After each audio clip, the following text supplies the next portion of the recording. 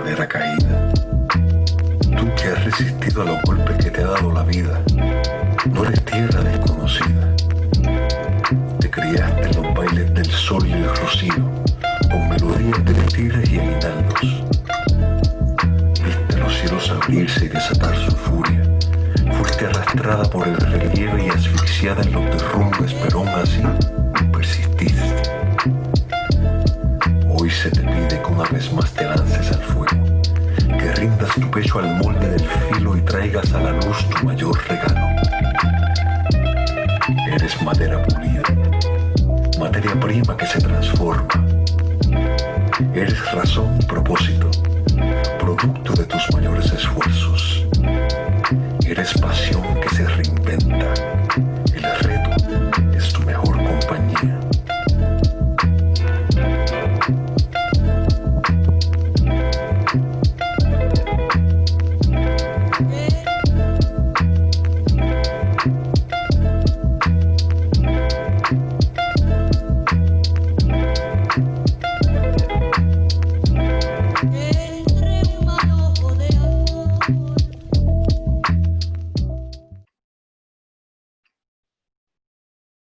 There we go.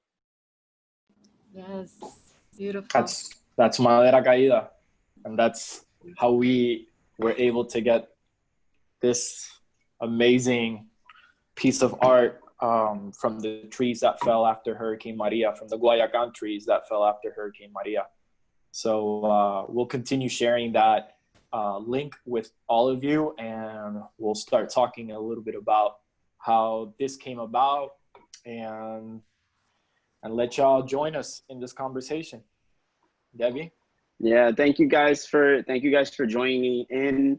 I'm excited to talk about the film. I'm excited to talk about our experiences in Puerto Rico. And Debbie, if you want to do an intro for us. Yeah, let's get started. So I want to start off by saying, welcome to everybody who has joined. I also want to say, want to thank you for joining this event, Ponte Ready, part of El Museo en tu Casa. It's a new online bilingual initiative. And if you want to stay connected to El Museo, you can do so through social media or on their website, elmuseo.org. Also, final plug for the census, 2020 census.gov. Please make sure that your voice is counted, that you are counted. All right, so let's get started. I want to start off by saying my name is Debbie Perez. I am the producer of Puerto Rican podcast, where I host interviews with other Puerto Ricans on social issues and decolonization. We cover a range of topics, everything from social justice to mental health, art, and Puerto Rican history. So if you want to check that out, a new episode just came out, so please share it. And if you're more interested, feel free to reach out to me about that.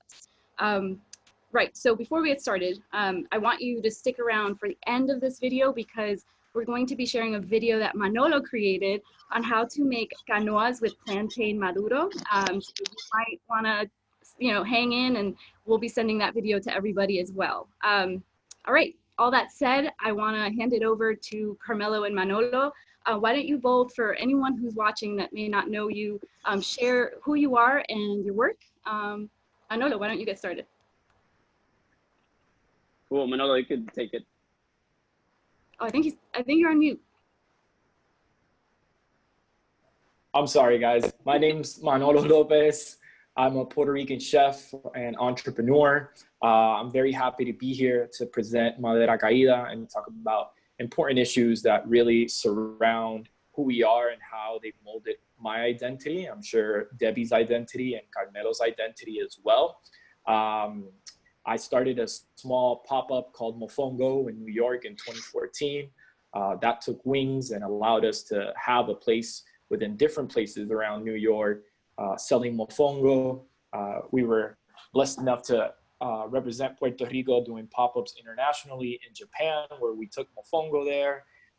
Started a project called Cosa Nuestra, where we were able to bring talent from Puerto Rico and the Caribbean to New York and celebrate our culture in a postmodern way. And I'm here with my cousin and filmmaker Carmelo to talk about the process that we went through after Hurricane Maria, the work that we did and the work that we uncovered. And I'm very happy to to share this space with him and all of you. So Melo, go ahead.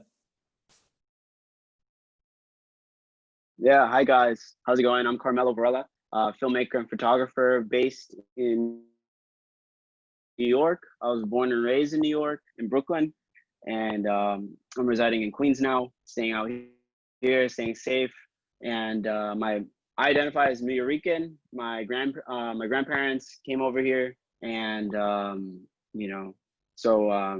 basically, Manolo is my cousin, and we met in a very interesting way. And through this project, we had a bonding experience and a relationship, and this is the first time we get to share it on the internet. So I'm excited to share it and have this conversation with you guys. So thank you. Awesome. Thank you, Carmelo.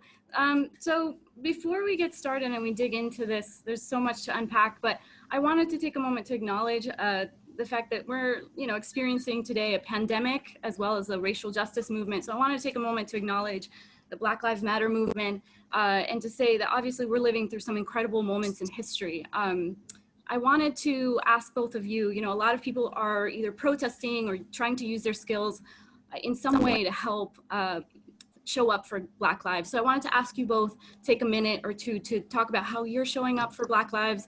I want to start with you, Carmelo, because I saw you protesting and posting these beautiful photographs of the protests happening here in New York. So can you tell us a little bit about that? Absolutely. So New York was one of the first cities that, I've seen so many people come together after the coronavirus.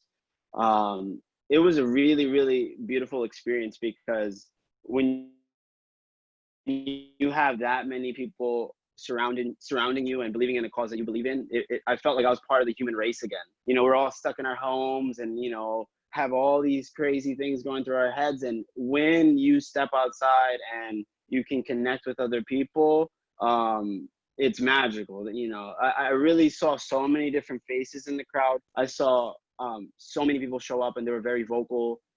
It was a really beautiful experience. It was also roller coasters of emotions because it was a dark time for us all. But the fact that we had so many people show up, it was something. I got to use my camera, my lens, as a tool to share and to document and to share these images around. And I think that when we look back at this time, all the photographers and everybody that documented this time, those are going to be historic images. So yeah, Manolo, how was that for you out there in LA? The first thing that I want to say is that we acknowledge that the murders of George Floyd, Breonna Taylor, Eric Garner, Sandy Guardiola, and we condemn them, and we're with our brothers and sisters from Africa, descendants in the U.S. For myself, I've gone to the protests here in LA. I've signed petitions, I've called people, and I've had a lot of conversations with chefs and entrepreneurs about what is the best way to engage in a conversation right now that there are so many talks happening about police reform and other types of reforms. And I really believe that food is a political act. And this is exactly the perfect moment to talk about food deserts that are all over Black and brown communities, all over the US and all over the world. And that is something that we need to find reform for. So in between these talks of also looking for justice for so many people and reparations, I'm also trying to figure out how can I use my skills as a chef and my voice to talk about food scarcity in all these Black and brown communities across the US. And I'll continue to do so. And I hope that us as Latinos, Hispanics, join together and support the Black community, the same for the Asian community, the same for the white community. And we all have to start looking out for each other as if we're trying to change the world for a better place. So that's how I want to start that off with. Thank you both. Yes, I was going to say in terms of, we were talking about food justice and the scarcity and deserts, but also sort of what's happening. We were talking today a lot about connections between the island and the U.S. and how a lot of what's happening in Puerto Rico too in terms of food justice. So I appreciate all of the work that's being done, and follow the, from my perspective, follow the activists, amplify the voices of Black and brown people who are doing the work. That's the most important thing. So with all that said, now I want to switch gears to the film, Madera Caída. So I want to talk about this beautiful documentation of what you guys did right after Hurricane Maria hit. Manolo, can you first start us off and tell us a little bit about what it was like, the logistics on the ground, distributing food on the ground, the statistics of the restaurants? I feel like people would really want to know more about that. The way that we were able to enter Puerto Rico after the storm was because I spoke at an event the day after the storm in El Banco Popular, close to Grand Central Station. And I was asked to speak, and with a heavy heart, all I knew that I needed to go back. So I introduced myself, I said what I did, and I basically said, if there's anybody that can get us to Puerto Rico, I'm willing to close down my businesses in New York and make it out there. And the second that my talk was over and I was greeted by participants in the crowd, executives from JetBlue said that if we wanted to go to Puerto Rico, they could get us in a humanitarian flight the next day. With that being said, we knew that we didn't want to contribute to the problem, and we needed to touch base with all of our contacts on the island. So we went ahead and sent Guillermo Lopez, who's a chef, who was a line cook at Le Bernardin, and he was the first one to leave on a humanitarian flight and basically touch base with all our contacts to have our kitchens and everything set up, and distribution and transportation and lodging. A few days later, we were on a flight to Puerto Rico. The way that Melo comes into the picture is because I knew that we needed to tell the truth. I knew that the moment that something else happened around the world, people were going to tune off, and Puerto Rico was going to become invisible like it's been for so many years after a hot topic ends. So we got into a flight, which was filled with doctors and military personnel. And we got to Puerto Rico, and we started aiding towns with the hospital, with the St. George Children's Hospital. And we started going to every single town with chefs, volunteers, and we would basically cook on site, bring medicine and medical attention. This happens for a total of almost 40 days. 45 days after the hurricane, Azore, which is the Association of Restaurants of Puerto Rico, came out with a report stating that prior to the hurricane, there was 4,500 restaurants open. And after the hurricane, there was only 2,500 restaurants that reopened. So in less than 45 days, Puerto Rico lost 2,000 restaurants and nearly 30,000 jobs. That's when we knew that we couldn't continue to ignore this statistic. And we started what is called the Cosa Nuestra Relief Fund. And it was a program intended to pay local restaurants that were reopening across the island for the meals that we would give out free of charge. So from going to Puerto Rico and spending a month or two helping our people, my stay in Puerto Rico ended up being 14 months. And throughout that time, we ran the program. We aided many, many towns. And I was very fortunate to have Carmelo there capture all those moments through his lens. And so we could tell the stories that were unfolding, but from our voice, from our perspective. And the story of Orlando, El Tornero, who is the wood artisan, is just one of many stories that we captured there as we were connecting with our community. So that's basically how this process started, of making these short films and everything a few years after the storm. Wow, that's beautiful.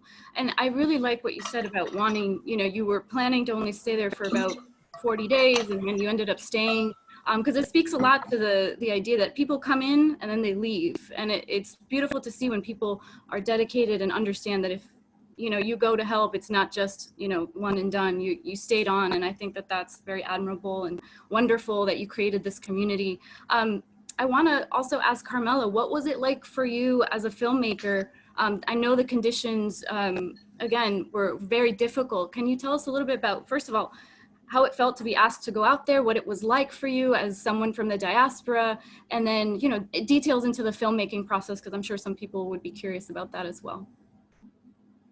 Absolutely, yeah. I got a call from Manolo when it was all happening, and I was here in New York, and he basically tells me, you have 5 hours to decide if you're gonna get on this flight or not.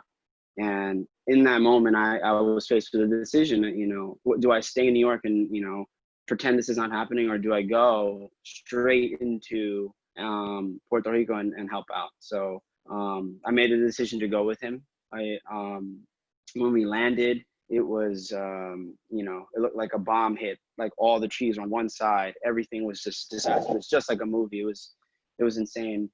And, you know, all we had to do was just document reality. The truth was right in front of us, and everyone had a story. Everyone went through a really traumatic experience.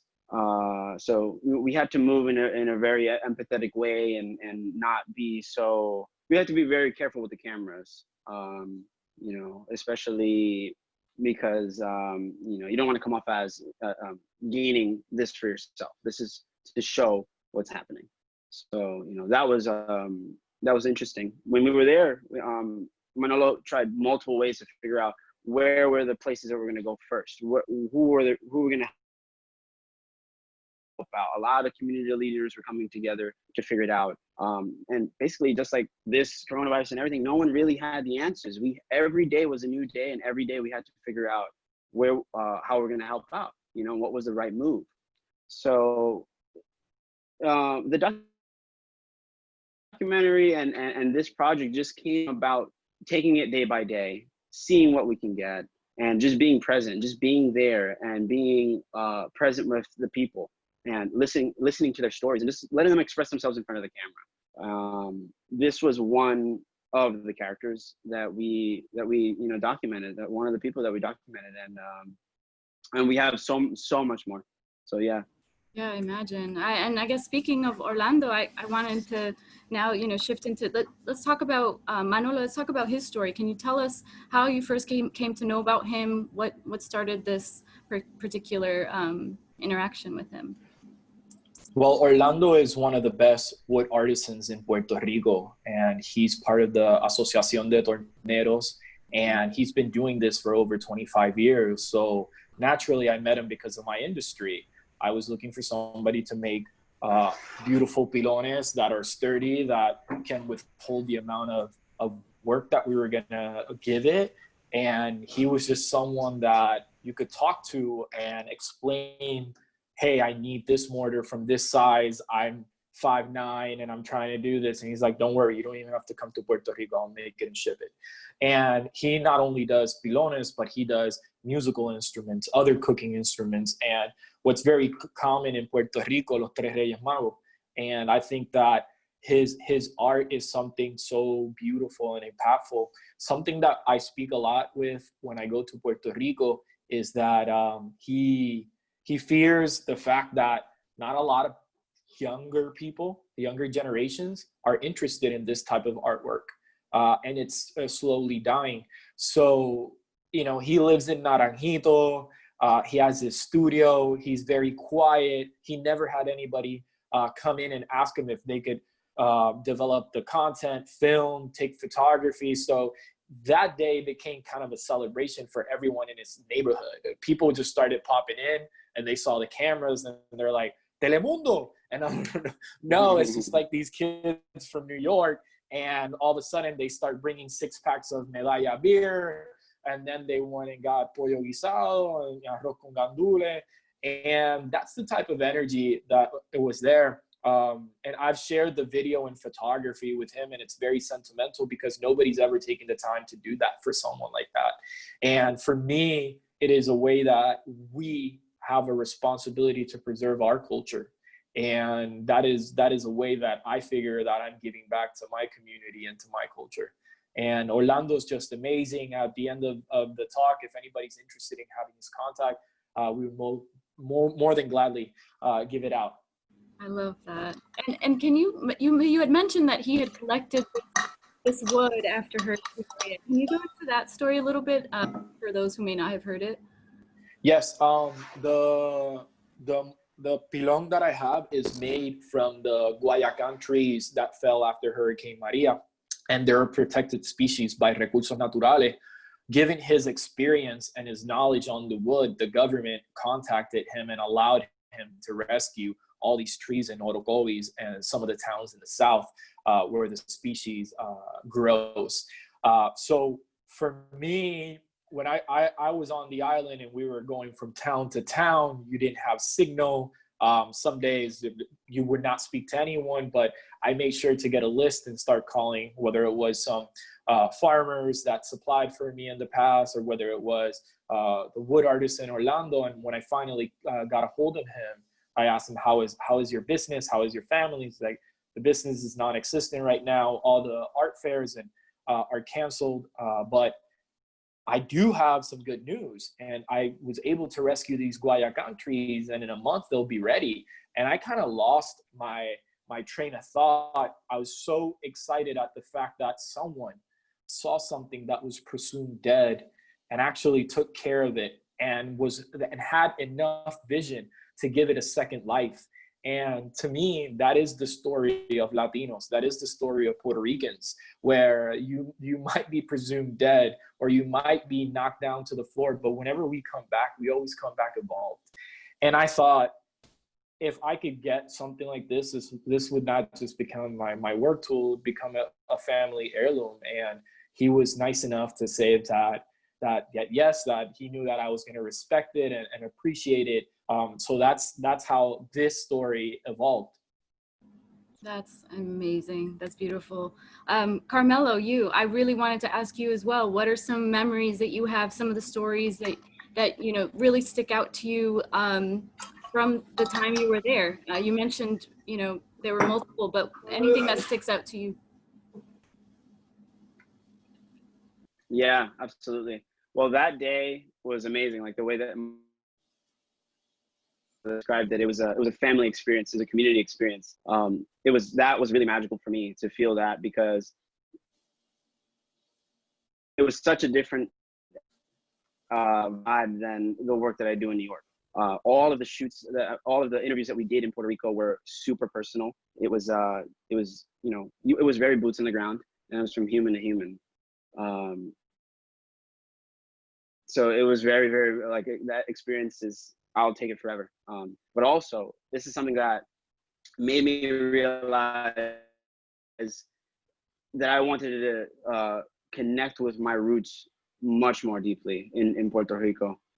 Being a New Yorker over here, I didn't have the privilege of seeing the island all the time, only when I was a kid growing up. But now moving forward and understanding that we can make conscious choices in how we give back to our roots. Essentially, like, that was my wake-up call. The entire trip and the entire experience was my wake-up call for my identity and my roots. So yeah, I mean, there's so many memories that I have. I probably can't like name it off the top, but you know, it impacted me on that level. Mm-hmm. So yeah. Same for me, and same for so many, I think, young Puerto Ricans in the diaspora who never got a chance to really learn the history. But you had mentioned in particular a story about Vieques. I wonder if you could talk about what you saw in Vieques, especially when you were down there. Yeah, absolutely. Yeah, that was one of the days when we first landed. We woke up at 3:30 in the morning, packed up the cars, and there was a whole bunch of food, aid, medical staff, and everything, and took a ferry to Vieques. And that one was, you know, you could see the disaster as soon as you got off the boat. There was trees that fell all over. There was the grime and the dirt. And at that point, I knew that was like a ground zero. A lot of the people there, you could just see the necessity in their faces. You could see the hunger. You could see that that was one of the areas that got hit very hard. Manolo and his team set up shop very quickly and, you know, started distributing the food, and people were very hesitant at first, you know, like very humble, very hesitant to take anything. But we had to, you know, invite people and say, hey, come over here. There's food. There's, you know, we had toys for children, Pampers, like there were nurses there just giving free checkups, just checking on people. People had splinters on their feet. And, you know, it was just a really big community that came together to help that day.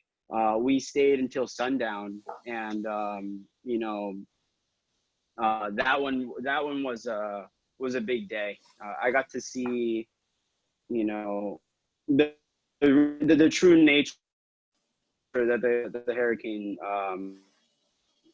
you know, the disaster that it did, and there were many more, but that one stood out to me, definitely. And I think you had mentioned too that especially as a filmmaker, you don't want to just, you know, start asking someone whether you could tell their story. What did you notice? Did people really want to talk, or were they a little bit more, like you said, hesitant to open up? What was the way that you kind of interacted with people? I know you mentioned you sat down and you ate, and that sort of created that community. Yeah, that's what it was. It was the food that brought us together. Yeah, that's beautiful. It was the food that brought us together, because when you give, you receive, and that was a moment where, you know, it was a fair trade at that moment, because you don't want to go with a camera and you know, blindly ask somebody, what are your feelings? How do you feel? I mean, you could, but there was a way that you had to address it, because it's very traumatizing to go back into those memories and just try to relive them. And a lot of people did break down and cry on camera. So this was something that, you know, was a very tricky territory, but I've been making documentaries since I was 15 years old. Like, I was in the streets in New York City, just like interviewing people when I was 15 years old. And so understanding that, it gave me perspective on how to navigate that space. But it was really, like, you know, a very big learning experience for me as well as a filmmaker. And, you know, this is not a scripted thing. There's no script to follow. Everything is happening in real life. And you have to process information as a human yourself and be empathetic and understand what is the deeper rooted problem and what is going on actually. Yeah. There's no aid. We were there just trying to get back on the smallest level. Mm-hmm. On the smallest level. One day food is just a day's worth of survival. Just 1 day's worth of survival. So, you know, understanding even that was, that what we were doing was still, you know, it wasn't at the level that we needed you know, the aid to be. Was, you know, it affected us mentally and physically. Sure. Yeah, and Manolo, can you do that as well? Understanding that, yeah. Yeah, I'm curious, Manolo, as well, from your perspective, what it was like, and what is it like now for you, thinking back to those experiences and those stories? So it's 2:58 in the morning, and I'm woken up by mosquito bites and the fumes of all the generators. In 2 minutes, I know that my alarm is gonna go off, but there's somebody in the kitchen that couldn't sleep and is just already making coffee. At that point, I wake up before the alarm, and everybody's starting to get ready to go to Vieques. As we start bringing everything downstairs, we have police escort because of the amount of food that we had, the amount of resources that we had, and just a caravan of doctors and volunteers and local chefs that we were on our way to Fajardo. And when we got to Fajardo, the ferry was not working for tourists as it usually does, and we were able to get on it because of the work that we were going to do. When we get to Vieques, we were told to set up in a park called Parque La Esperanza, which translates to the Park of Hope. And when we got there, there was no hope. It was unrecognizable. There's trees, debris, grime, and the people would walk up to us with their clothes dirty. There's no hospital in Vieques. There's no hospital in Culebra, which is the neighboring island. And there was really no leadership there. We did as much as we could that day. And I remember it gets to the point where you don't eat throughout the day when you're feeding so many people, and you really just don't get hungry, understanding that this will probably be the only warm meal that these people will have this week. And tomorrow we're off to town on the island. And then the next day. So the trauma part is very, very, very difficult to work with because it's trauma that continues unfolding. For me, I've been able to visit most of the towns that we aided throughout the past 2 years, and I still have these visions on how it looked prior to the reconstruction throughout the disaster, and I see it now, and things, trying to assimilate how things have gotten better. But the reality is that there's so much more than just physical reconstruction that needs to happen in Puerto Rico, and it's more of a mental reconstruction that needs to happen for our people. And a lot of them have not been able to recover from it. And a lot of them don't even have the tools to recover from it. So that's why it's so important, whether we start having these discussions in these open forums about Puerto Rico and dig deeper into the systematic roots that are actually oppressing it.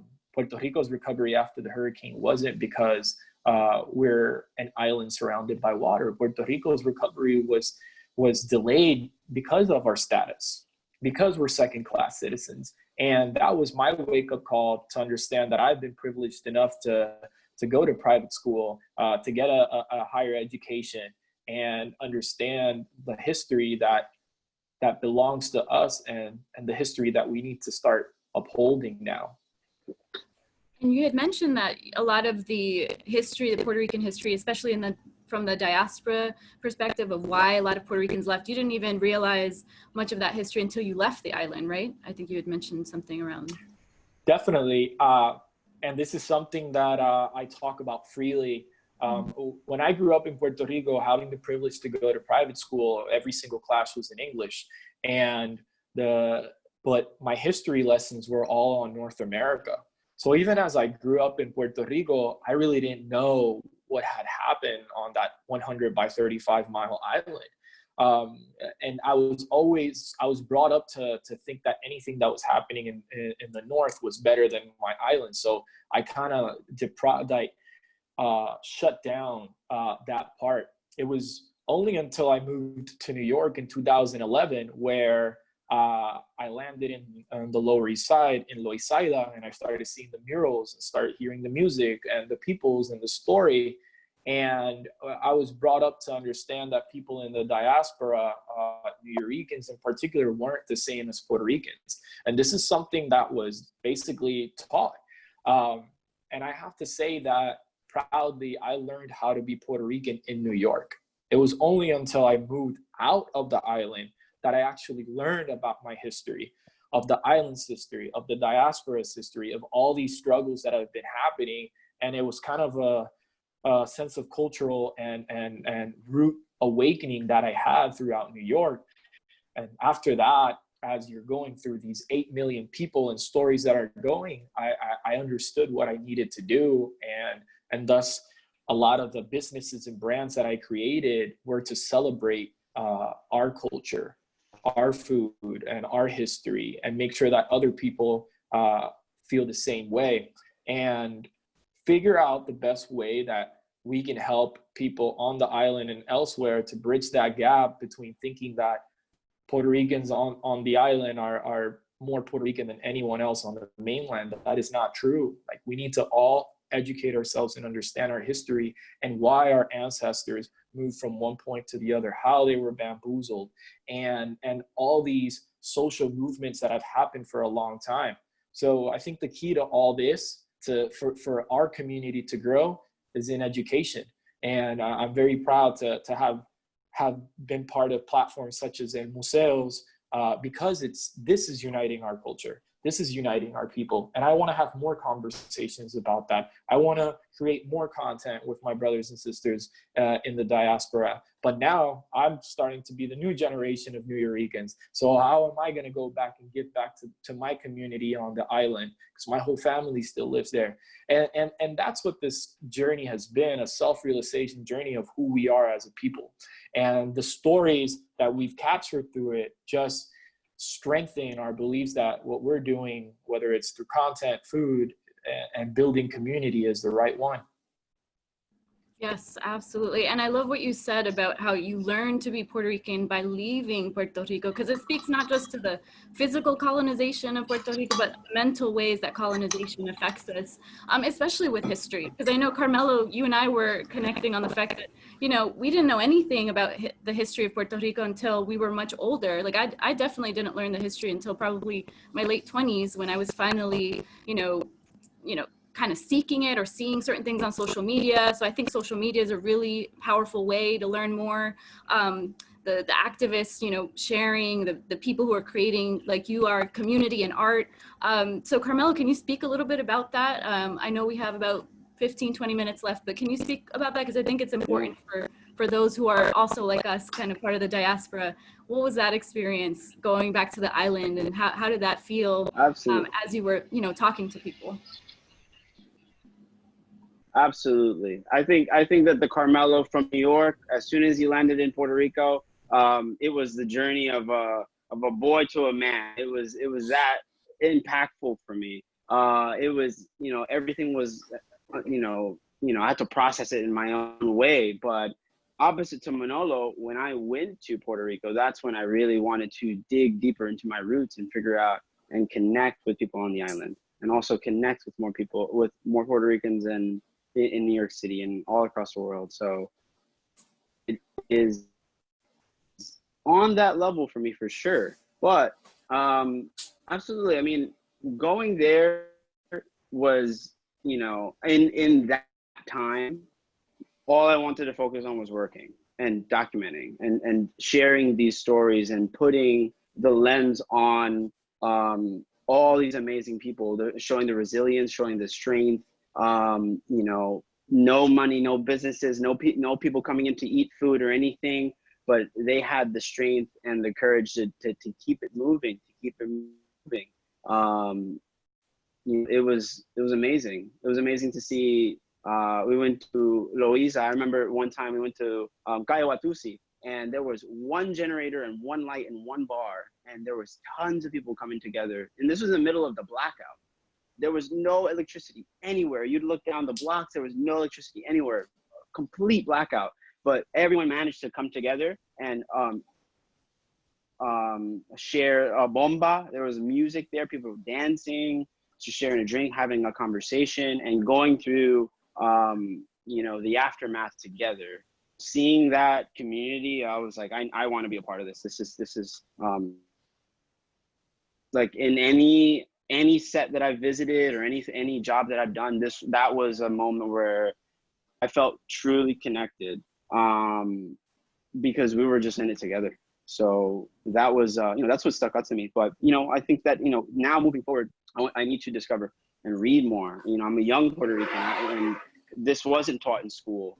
You know, it is very disappointing, and it's very disappointing to cover the truth, and the truth hurts. You know, ignorance is bliss. It really is. But the truth does hurt. But you know, that's the thing. It just wants me to, you know, moving forward, make a film about the young lords, or go back to Puerto Rico and continue doing these documentaries. So yeah, you know, it was an awakening for me, Debbie. Yeah, no, I love that. And it speaks to the fact that you can use art not just to create the community, but also reclaim history. I wanted to ask both of you, you know, in the last 10 minutes or so, anything else you want to share about, you know, your experiences, the way that art creates community, and what we can do to help continue individually, each of us can do to help continue building that. So I'll start with you, Manolo, if you can speak to that. I think the time's now to start creating all these collaborations between creatives from different generations within the Latino community in New York, and and Puerto Rico and other neighboring Latino countries or islands, it is so important that we stay alert and maintain focus on what's happening in our native lands, even though a lot of us, and I'm speaking by my own experience, I'm probably going to live in the United States and always I want to retire in Puerto Rico and have a little house by the beach and live the rest of my life there. But until then, I have to also make sure that I'm giving back to Puerto Rico, to the community, building community. And I'm also paying attention to what's happening in the politics. And I'm also paying attention to what's happening with climate change, and using our voices out here to amplify it and figure out a way where we can actually give the justice that Puerto Rico deserves from over 500 years since the Spanish colonized us, and from over 100 years since the United States colonized us. And I'm hopeful that throughout these short videos, throughout these tools, throughout these conversations, that it can spark more conversations that lead to greater change within our community. And that's what makes me happy, and that's what makes me want to continue doing this and sharing it with all of you.